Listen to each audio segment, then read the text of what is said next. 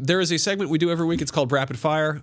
Basically, we go in the Podcast Beyond Facebook group, which is podcastbeyond.com/forward/group/comedy button. None of those are that's right. not it.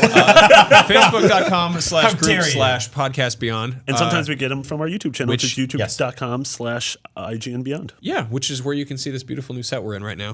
It's very nice. Anyway, Rapid Fire. Fast questions. Let's answer them. These real quick. Marty, you want to do this one? Because you got these questions this week. I was at an important lunch meeting. Well, next you can read. You're doing a real good job of reading. Kevin Adderedig. I don't know if I read that right. Okay, you did a really bad job of reading. Take the papers away. Okay. Looking ahead to 2017 as 2016 comes to an end, what are you most excited for? Is it a certain game, gaming trends, E3? What are you most excited for? You already asked that part. What one game are you most excited for next year? Does it have to be a game? Or are you going to say the Switch? Weird Man? I mean, I'm really into the Switch. I mean, completely off topic from everything we talk about here on a PlayStation show. I think it's going to continue the sort of curse of Nintendo consoles of like, it'll have a bunch of great first party stuff. It'll have some weird third party ports. It'll do okay with the base, but outside of that, it'll sort of fizzle out. It'll be our independent candidate. Yeah. I'm really excited to see updates on a lot of the things we saw at E3 from the Sony conference, whether it be God of War, Spider-Man, finally playing Horizon in a couple months, or Horizon seeing more of whatever the hell Death Stranding is. Yeah. I really want to see what From Software is working on. I want Bloodborne 2 or something new from them. I think that like... Even if it's a new Armored Core, like at this point, I don't care. At this point, sure. If it's that mentality, but with robots, I would totally do that. Yeah, I'd be totally into that. Yeah, I'm really hoping, and I've been saying this for a while, that the kind of, and it's coming out this fall trend continues. Like Watch Dogs did a good job of that. Watch Dogs did a great job with that. Bethesda did a great thing with Fallout 4. I hope we get more of that kind of like, hey, you don't have to sit around waiting for it. You kind of just get it. Also, I mean, I'm excited to see what VR does. Like, not just PSVR, but just across the board. Like, does it catch on? Does it get bigger? Does it get weirder? I don't know. I want to see what I don't think we'll get a release date or anything like that. Probably not even a title, but I kind of want an idea of where the Assassin's Creed franchise is going next. Even if it's concept art or anything. Like the rumor is Egypt, and the rumor is next fall. So doesn't it really feel weird not playing an Assassin's Creed game this fall? It does. It's very odd. Like it's one of those things. It's like if there wasn't a Call of Duty this year, I'd be like, there's something. I don't know something if I amiss. miss it. It just feels weird. It just doesn't. It feels like there's something wrong with the cycle.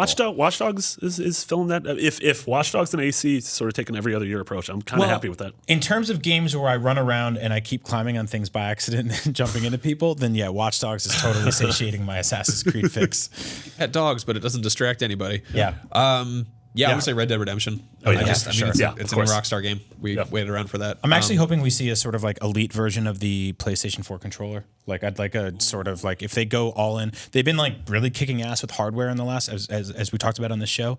So if they redesign their controller properly, make like $100 version of it that's got all the bells and whistles, literal bells and whistles. Don't do that. I'm into it. Yeah, I want like a nice Polar Express edition controller that has like some silver bells. You'll know if people are taking it. Sounds like a nice reindeer. I like that idea. Okay. Anyway, Luis De Luna says, going to PSX in LA, Anaheim for the first time. Do you have any tips for PSX and surrounding area? Sorry, Anaheim's terrible. Yeah, I think we talked about this a little bit. Yeah, there's Disneyland. We talked about this a little last week, but just enjoy the fact that PSX is a smaller, roomier show than say something like Comic-Con. Yeah. It's the layout of the Anaheim Convention Center is pretty kind of like spacious and sprawling, and you can kind of just like hang out, like geek out, look at cosplay, talk to people. Like you'll meet people. You will make new friends there if you're not hesitant to just be like, "Hey, man, cool shirt," or like, "Hey, want to play this game?" Yeah. Like, and we're gonna have the Podcast Beyond community, especially the Facebook group, is organizing a fan meetup on that Friday night, which we'll have more details on soon. Yep. But a couple of us are gonna try to be there as well. Mm-hmm. Yeah. And if you can get yourself to the west side of LA, I recommend. Walking from the Santa Monica Boardwalk to Venice Beach and vice versa. Yeah. Walk along the beach. It looks like GTA. It's lovely. Take a long walk off a short pier. Don't do that. That's real mean. Take a long walk on a short pier. You can swim. And, ride that Ferris wheel. Nice swim. Yeah. Don't dive off and look for peyote because it's probably not down there. Ryan J. Nim says, if you could play any game from an established series, but it's played in the villain's perspective, what game would you like to play? Bloodborne. I want that Monster Party video game where those horrible bosses are getting all their like ghoulish friends together. That just sounds awesome. Yeah, and it's just this wretched man keeps coming and getting stronger and stronger and kicking all their asses. That sounds terrifying. I like the idea of like this just disgusting 70-foot tall like horse monster putting all these wolves in cages that keep breaking open. I love that game. I want a Katamari game where I'm the king of all cosmos and I just scream at my child for never being good enough. That dude is like super incredulous about everything going on. Yeah, he's in just that a real game, bad right? dad. You ever seen that thing? Which Katamari game is it where you like, there's an achievement where you like, if you collect, it's like 200,000 roses or something like that, where people actually like, this guy hooked up his controller's analog sticks to like a ceiling fan so they would rotate and just collect everything in the game. And when you get it, this pop-up message from the king is like, why'd you do that? You weren't supposed to do that. Don't you have anything better to do than that? Jesus, you loser. Yeah. And you're like, thanks.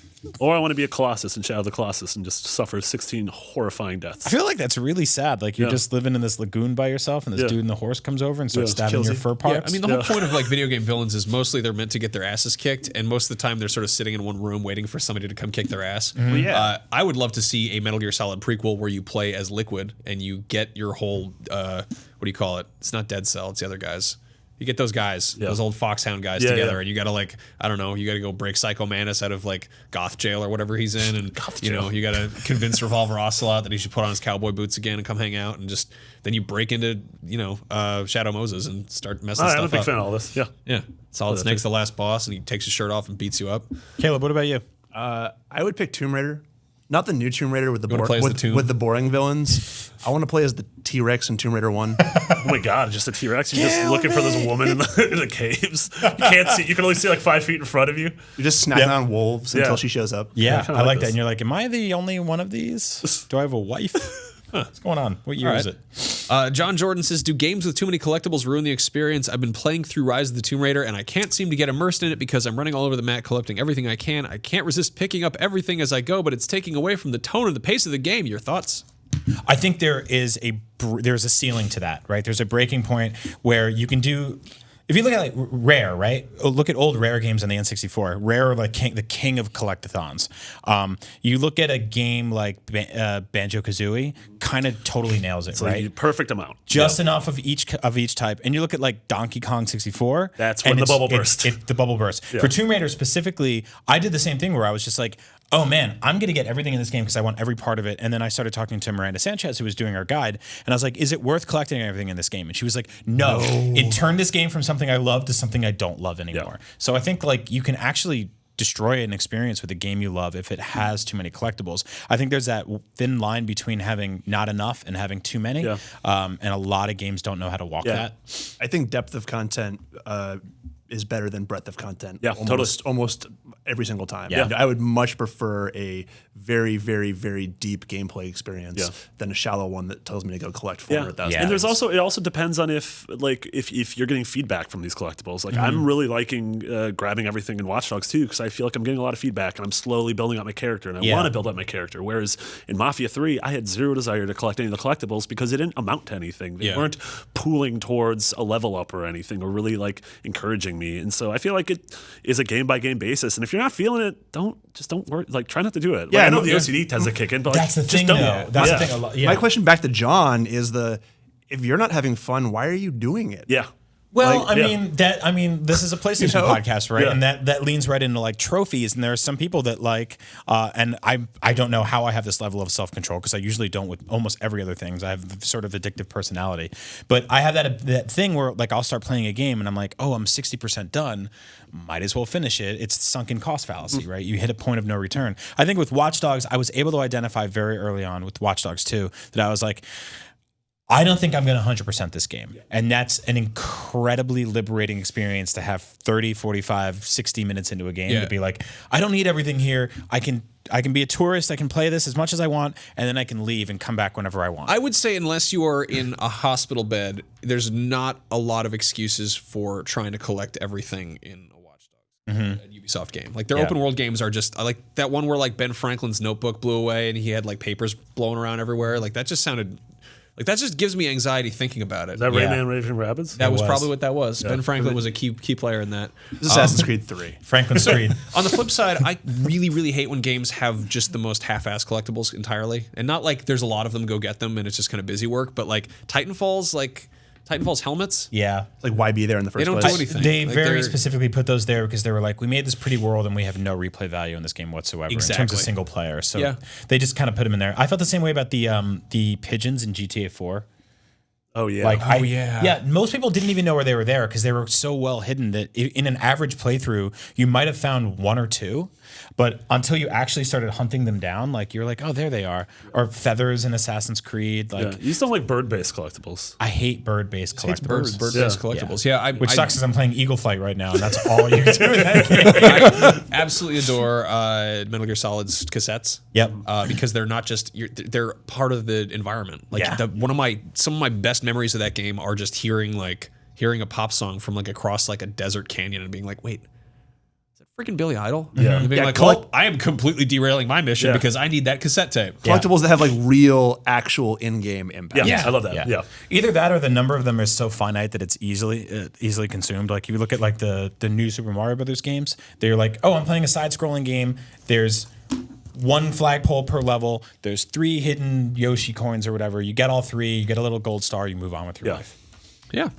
All right. So that is Podcast Beyond from our brand new beautiful studio. I'm still figuring out which camera to look at. It's the one with the red stuff on it. But That I don't one over know there. Where? No, that's too far. Oh, no, wait. Sorry, that was the wrong one. Anyway, thank you all for tuning in.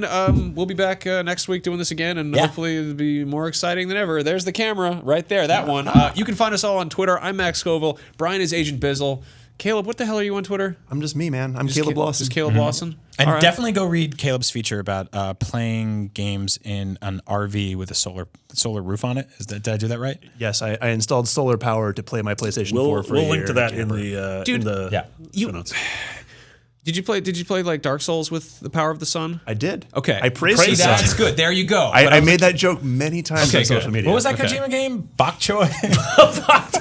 Bok Tai? Bok Choy. Okay. And then of course Marty is McBiggity. Yep. With 2 G's and 2 T's. And Beyond. Beyond. Beyond.